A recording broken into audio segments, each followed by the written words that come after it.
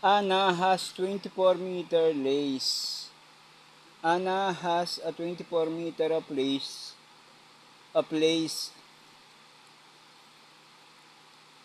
Ano masasabi mo kay Anna?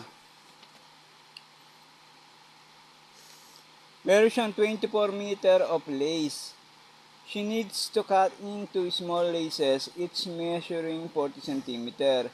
How many 40 cm laces are there in all?